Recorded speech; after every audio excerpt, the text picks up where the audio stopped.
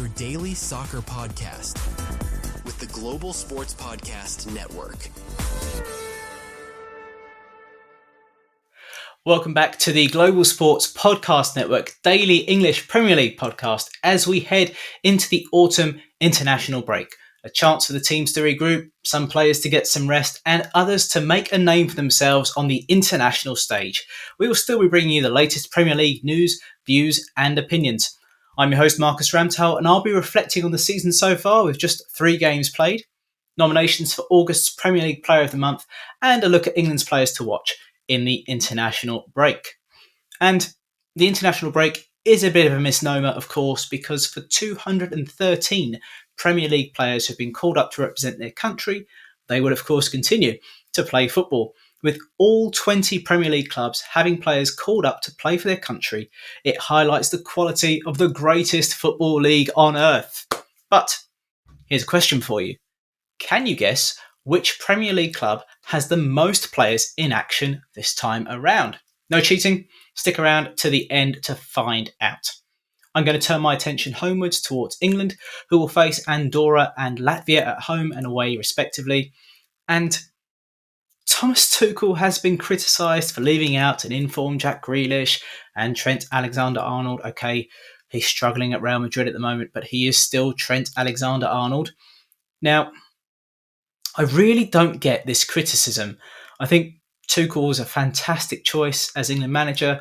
Juptage and I put the world to rights during his appointment on a previous episode of this podcast last year, so I won't go over old ground. But on this selection, I will say it's great to see him look at who could break into this team closer to the World Cup and testing players out who may just have a chance against somewhat lesser opposition. That being said, Andorra game probably will be a walkover for England, but I think they should be ready for a match away at Latvia, which will really test the character of some of the players as well. 3 names for you to keep your eye on in the next few days. Jordan Henderson is recalled to the England squad again, having returned to the English Premier League with Brentford. The title-winning captain is a proven winner and European champion, and he's thought of very fondly in the England camp, even since back in the Southgate days. And as well as experience, joining Brentford means he should be back to Premier League match fitness, and I think a match-fit, sharp Jordan Henderson is a really good shout for an England squad at the World Cup. 2 younger players who've represented their country at the under-21 level have been called up to the senior squad. Nottingham Forest's Elliot Anderson joins in midfield, and if Spurs defender Jed Spence registers a single minute of football in the next 2 fixtures, he'll become the first Muslim player to have represented England at men's international senior level, which would be quite a milestone. So I'm really looking forward to him hopefully getting some minutes over the next couple of games. As always, please let us know what you think. Is this the right squad selection from Tuchel? Is Jordan Henderson still a valuable addition to any England squad? And on recent form, is it right to leave Jack Grealish out this time around? Personally, I think Hendo is a great supplement to the team.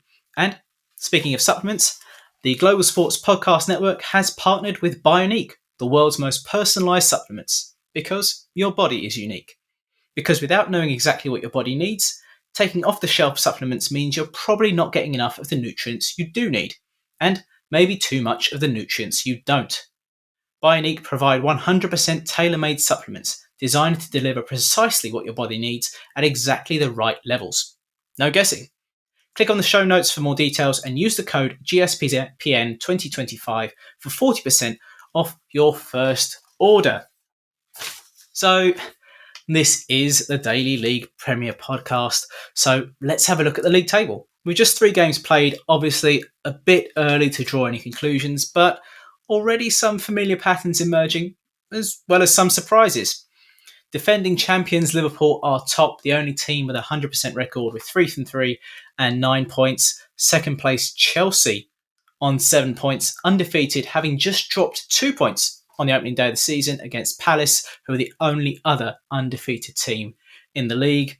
They're followed by Arsenal, Tottenham, Everton and Sunderland, all currently vying for European football at this very early stage. Incidentally, if you are following along and you can see a league table in front of you, you'll see that Sunderland are listed as 6th alphabetically and not in a European place, because they are actually on the same number of points as Everton, having won 2 and lost 1, but they also have the same goal difference and same number of goals for and against. So, dear listeners and Premier League football fans, another question for you. If it stays like that by the end of the season, how do they decide who will get the league position and the place in Europe? Again, no cheating. Answers at the end. The foot of the table sees Fulham, Villa and Wolves in the relegation zone places, with Wolves having not won a single match yet and on 0 points, with all of the newly promoted clubs having won at least one match already. But of course, it's still all to play for, with 35 match days still to go after the international break. So, after 3 games, what do you think? Are you worried about your side? Is this a good indication of how the league will play out? And can one of the newly promoted sides avoid the pattern of falling straight back into the Championship? Let us know in the comments or via email in the show notes. And of course, in the show notes, you'll also be able to find out more about Zencaster. Because, as we know in football, it pays to get your team selection right. Here at the Global Sports Podcast Network, we spent a lot of time selecting our delivery partner.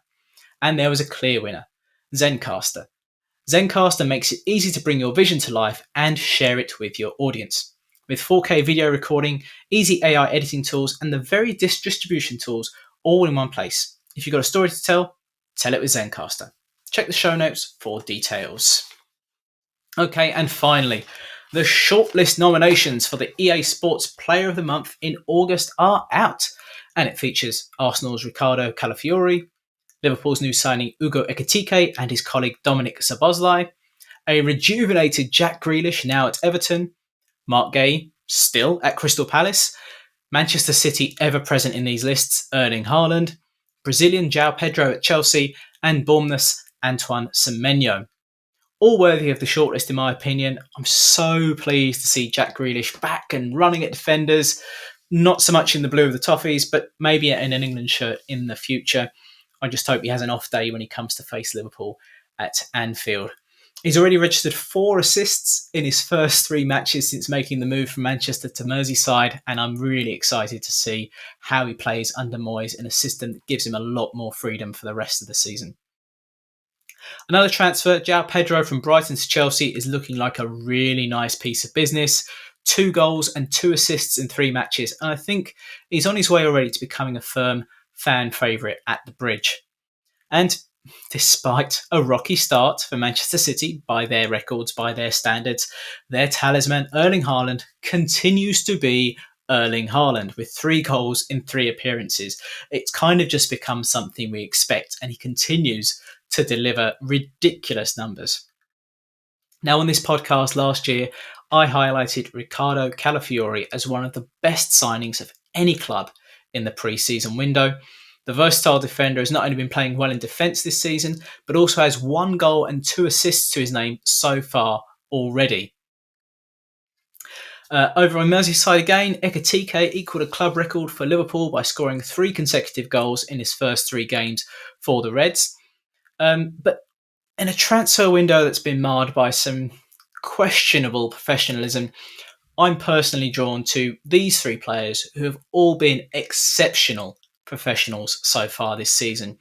First of all, Antoine Semenyo, who's the victim of racist abuse in the opening game of the season at Liverpool, but still managed to score a brace, including an incredible solo goal at one of the hardest grounds to go to in the world. So hats off to him. Bioniq Szoboszlai has done his job playing makeshift right back role, covering for the injured Frimpong and the not quite so ready Conor Bradley.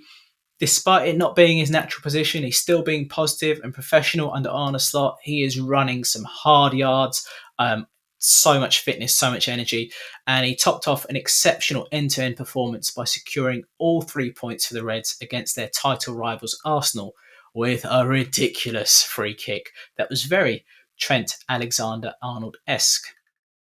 Of course, you're welcome to disagree with me in the comments, but my choice for the Player of the Month for August has to be Mark Gay, Crystal Palace captain.